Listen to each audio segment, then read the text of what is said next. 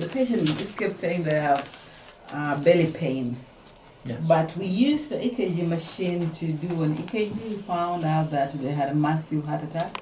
Oh, wow. Sorry, they had a massive heart attack, so we had to transfer the patient to higher level of care.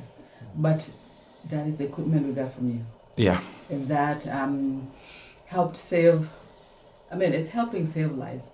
So getting the equipment and the support that we get from you, from iMedical, has enabled us to do the work that we need to do. And we just want to thank you for that partnership.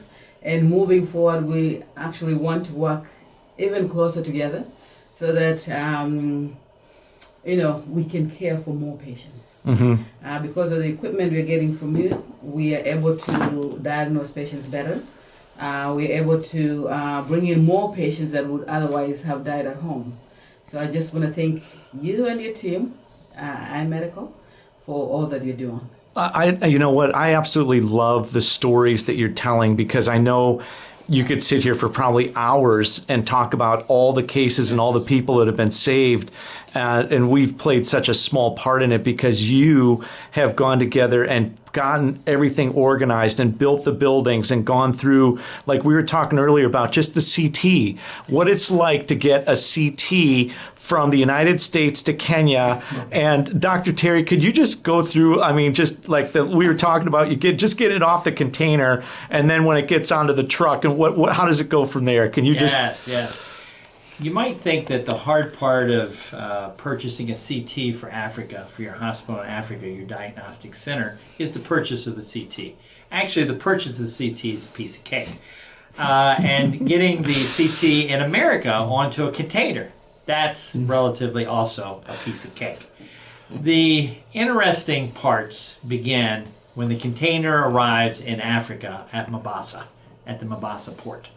And so now you're at Mombasa, and sometimes they have the equipment that can handle 4 or 5 tons of CT equipment, and sometimes they don't. Mm-hmm. Sometimes it has to be unloaded manually, and you'll see 10 or 15 or more dock workers, surround your equipment and try to remove it to the truck that's waiting to bring it to your hospital.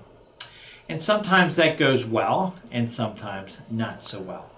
And now you've got the CAT scanner on the back of a truck of some sort. You now have the highway system to deal with. Okay, and some of the roads, particularly the Katina Hospital, we have about a 2-mile strip of road that has not yet been asphalted. And so during the rainy season, which just occurred, it is hazardous. It is dangerous. In fact, you can drive your Nissan into a pool of water and the Nissan disappears. It's that bad. And that's happened. And it's happened. Real life, it's happened. Next is that if your equipment survives the rough and sometimes rocky, watery roads, and you make it to the hospital, then the next thing that has to happen is that 4 or 5 tons of equipment has to be unloaded, again by another team of 10 or 15, because typically you don't have a forklift and you don't have any kind of equipment that's capable of handling that kind of weight. So you now are picking up very sensitive, delicate CAT scan equipment and attempting to move it to where it's going to be installed. But the problem doesn't even end there. You now unpack your equipment thinking it's made the journey well, and you now begin to assemble the equipment. And when you assemble the equipment, you have to understand that the power supply you have may not be the power supply that GE had in mind when they designed the equipment. So now you need to bring in an electrician to regulate the power supply. Right. If you don't have a generator, you better go buy 1 or 2 because you're going to need to have constant power 24 hours a day to do your CAT scanners. And you have to have a regulator, voltage regulator, to regulate the voltage to the equipment.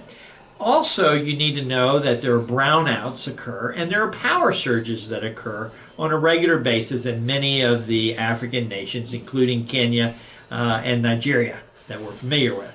And so you have this constant struggle between power availability and the needs of the equipment, this delicate balance, in order to image your patients safely and to not need a repair crew Right. to be on site. Just some of the many wonderful challenges of setting up your stuff in Kenya. That's awesome.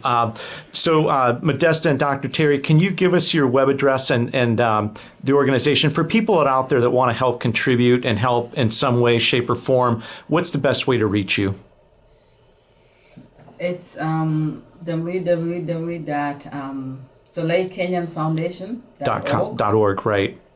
And we're going to go ahead. We'll put that on this video as well. So we'll put that on there. So anybody that's watching this, you've got a lot of other fantastic projects. I know we're doing more for the Kenya Soleil or the Katina Hospital right now, but I know, Doctor, we're gonna end this video. We're going to start another one. We're going to talk about some of the other projects that you're working on for people who are out there that want to help contribute and support this fantastic cause. Thank you. Thank you.